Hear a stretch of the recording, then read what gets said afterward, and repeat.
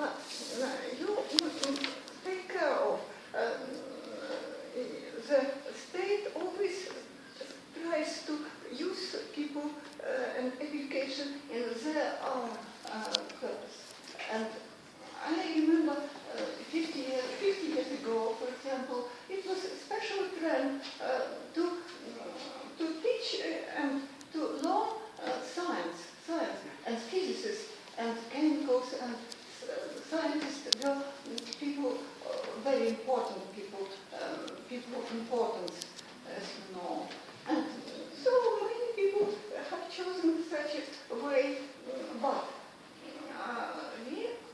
I understand that chemists and physicists were used by state to produce armament, nuclear, atomic armament, and so on. And it was such a disappointment for me, for example. But another idea is that humanitarian are very important for society. But our Minister of Culture and Minister of Education said that there are too many humanitarian now. I was astonished, of course, but what did it mean? Lawyers, lawmakers, teachers, or economists, they are all important, especially teachers and artists, social linguistics, linguistic scientists, and others. So, there are many topics and questions to discuss, and I ask you what you think about this, about humanitarian, about physicists and chemists, for science, and what is more important for society. I say that it is not only for career, it is for thinking, for telling, to tell the lie and the truth. Your views are very close to the views of the Brazilian educator I mentioned, Paulo Freire. That's what he argued as well, that education should promote a critical consciousness.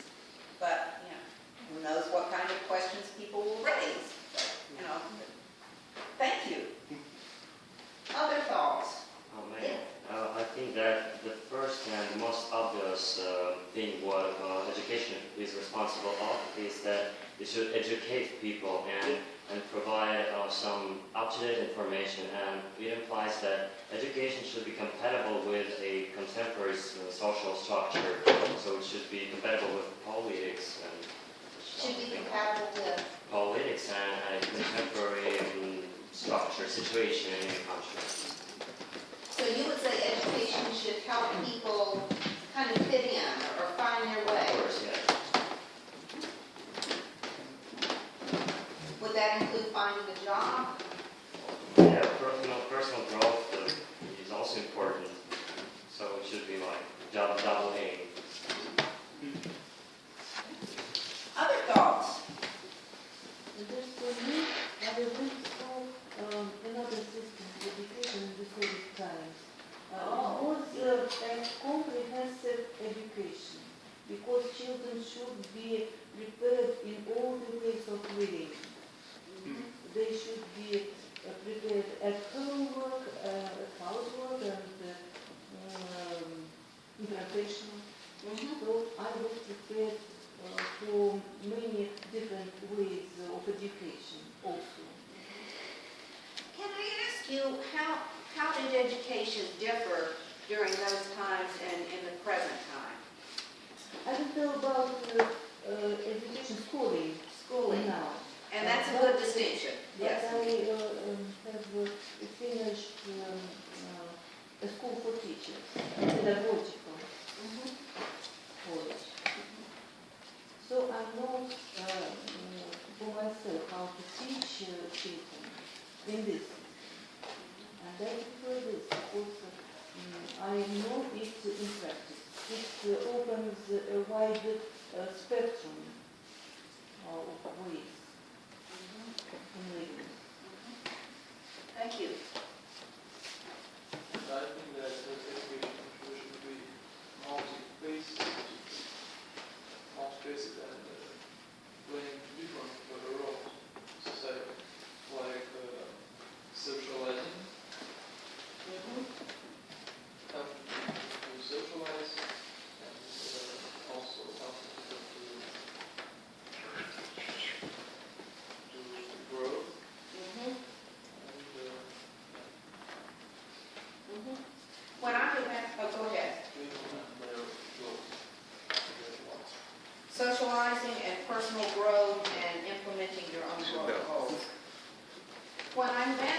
students in the U.S.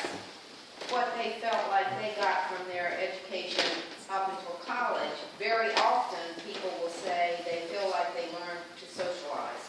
That was a major thing they got out of their high school education. Yes? I also come from the U.S., so I have kind of that perspective. And what I kind of, yes, we have.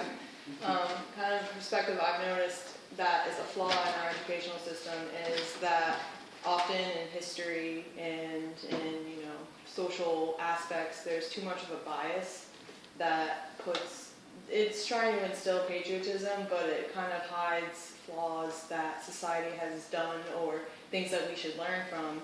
And I did not learn this until I just, went to higher education in college, where I learned to think for myself. So I think that should be started earlier so that children can begin to think for themselves rather than what their parents believe or what their teachers say. I want them to think for themselves more. So you feel like in the U.S. your history curriculum was a little skewed? Yeah. And yeah, I've heard other people make that same observation. Yes. Other comments? Yes. As for me, education is very important. And for example, I'm a very curious student, a PhD student, and that's why I want to know everything about everything. Just But for example, nowadays we have the system when, for example, my university, Polytechnical University here in St. Petersburg, they orient on different rankings. For example, US rankings, and they want to become just the top of 5 universities in the world. And that's why the education begins to become just not just so to say that just want to give their knowledge to students. They want to work with us. They want to broaden our spiritual outlook and so on. But just they want from us to have good marks and in this way their Obtain a degree. yeah, degrees, red diplomas and so on. So it's just only marks and only words, but not the real knowledge. Yeah, like Olympic. Becomes what? Olympic. Olympic. Yeah. And you would say that should not be the purpose of education. You're not in favor of education as a way to distinguish a particular institution. It's very difficult to have a good education nowadays because it's like a self-education. If you want to get good knowledge, you should work by yourself. For example, at home, to read good books and so on. Teachers It nowadays, should be a usual practice. usual practice for me. Self-education is the best way to get knowledge in different fields. So I do it all my life. Yeah. Other comments or thoughts on what should be the aims or purposes of schooling or education? And somebody made that distinction a minute ago, which I think is an important one. If you think about schooling as what happens in school, but education that might take place throughout your life, maybe in school, but maybe beyond school as well. But any other thoughts on aims and purposes, either of schooling or of education? Well, for instance, as far as you know, in the Soviet times, education was under severe pressure of the ideology, but now it's not, and it appears to be more free and it gives us more freedom to choose subject disciplines. But conversely, sometimes we get really frustrated with all this choice. We don't know what to study, don't know what to focus on. Maybe it's not for some students who can't educate themselves at home, for instance. Because our professors said that what they lectured on is only like 20% of what we should know. Everything we should, the other 80% we should learn at home. But some students can't do that. Okay. So you're happy in some ways to have a lot of choice, but in other ways, Yeah, you it's would... kind of controversial.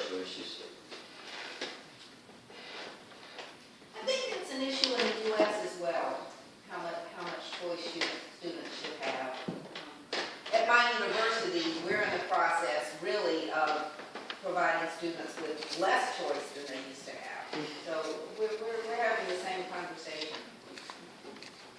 But as far as I know, that in the USA and in Germany, for example, a student can choose different subjects that he wants to study. But for example, in our country, for example, if he wants to become an engineer, you should learn math and chemistry and different subjects that, for example, is not very interesting for you because, for example, you want to, I don't know, to construct turbines and something like that. But you can't choose. But you told us that in the USA you can choose, but there is no.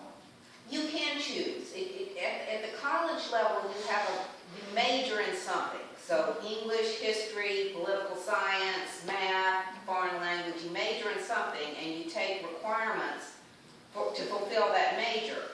But you also take a general education curriculum. So that's going to be subjects, all subjects. And that's where my course, Education Across Borders, fits in, because one of the categories in which students must study is world civilization. So my course meets that requirement, but many other courses meet that requirement as well. So students could choose to take that course, or probably 15 other courses. So I guess they do have a lot of choice. But I would like to ask you, you said you felt like you needed to study on your own, and you do that. How did you learn to do that? How did I learn? To study on your own?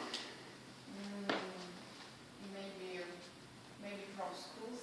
From my school, I have this habit how to say, when you should go to home, you should do your homework. For example, if you want to enter to one of the top universities in your city, you should, for example, there's a textbook, and you have a homework like a simple task. But there is the complex task that is not, that were not given to you by your teachers, but if you want to become more clever, you make not only this task, but the complex one. As you understand now. Yes, yeah.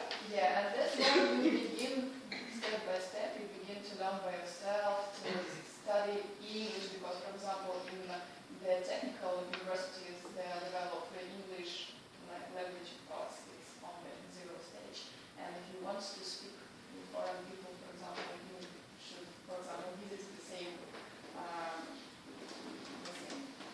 meetings, like now, for example. Do you know the principles of self-education? No. Maybe I know it, but I can't, I don't know, say, maybe I you know know. this problem. I know this problem. Because only in the pedagogical colleges you may obtain this knowledge about self-education. How to be self-educated in different fields. Isn't having will enough for self-education? If you want to educate yourself, if you're disappointed with your education at university, you will have purpose. You will have motivation to study yourself. But how? That's a question. Sit, open the book, No. read. No. That's what I do actually. You should learn about some pedagogical principles. Learn pedagogically and you will be self-educated.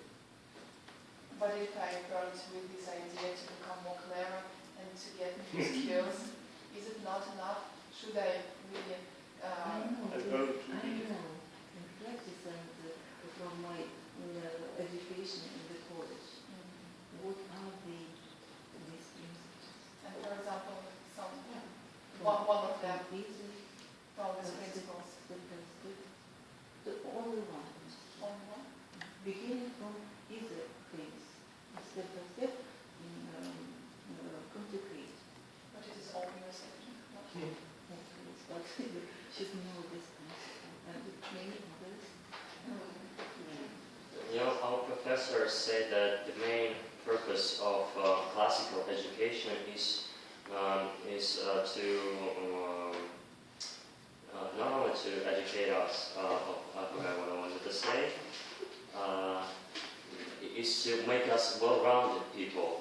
So give us as much as they can. So that's why we now have to study philosophy, natural science, and all these things that people consider to be useless, but in fact they're not. And it's the main thing that makes people educate themselves, so they get dissatisfied with what they get at university. Because they feel what? So let me make sure I understand. You're saying becoming a well-rounded person. Yeah, it's the main purpose of classical education. Okay. But you feel like it doesn't really happen, or it does? Well, actually, I don't know because I haven't experienced it yet. I'm only like a sophomore, but Okay. I hope for the best, actually. But it's not only all this philosophy. Yeah, I think it is the true situation because, for example, sixth or fifth course when we have different subjects, not only exactly science, for example, philosophy. When I began to prepare to my last exam, I began to learn the philosophy and understood that there are some very interesting moments that I wanted to learn, just for example at evening with a cup of coffee, with a piece of cheese, for example, because it really was really very interesting for me. So I think that you're right, and teachers and professors from schools and universities, they invest knowledge in different fields, and we can choose what is more interesting for us and what is not. So. One of my professors, when I was in doctoral studies, he was very radical, and he would say things just to kind of provoke people. But one of the things he would say is, well, why don't we just ask students what they want to learn and then find somebody to teach them that? Just, why not? And it's a question that has stayed with me all these years. I thought, well, wonder how things would be different. What if that's the way schools were organized? What would you like to learn? You know, whatever you want to learn by yourself at home with a piece of cheese, find somebody to teach you that. But if the student doesn't know what he Right. or she wants, Yeah. then it's actually, I think it's It would put an awful lot of responsibility on students. I think you're right. professors should help people to Science. decide. And actually the best way probably for self-education is the library, because you can take any book and try it. And if you like it, you can continue your self-education. Is self-education more important than the education you receive in schools? Yes, of course. Because if it is self-education, you are motivated. And in schools, universities, you can just, it can look like an obligation. Okay. You know, it's excellent when what you want to study is quite the same with what you have to study. Yes. Yes. Yeah, but it's not always. You know, it not always happens. I would like to ask my friend from the U.S., Jesse. Yeah. Do you think students in the U.S. would speak as positively about self-education? No. I think a lot of U.S. students lack self-motivation. I may be one of them, but like it's, you know, I try to teach myself things, but it's like sometimes I don't understand complex things, and I need a professor who knows it really well to kind of explain it to me so I can understand it. Sometimes you need someone to conduct you. Yeah. Oh, that's a nice way to put it. Yeah. Paul and I need someone to conduct us in a major way in learning Russian. Yes. I'd like to remember that I was proud of our Russian system of education. They all were proud and found it the best one in the world. But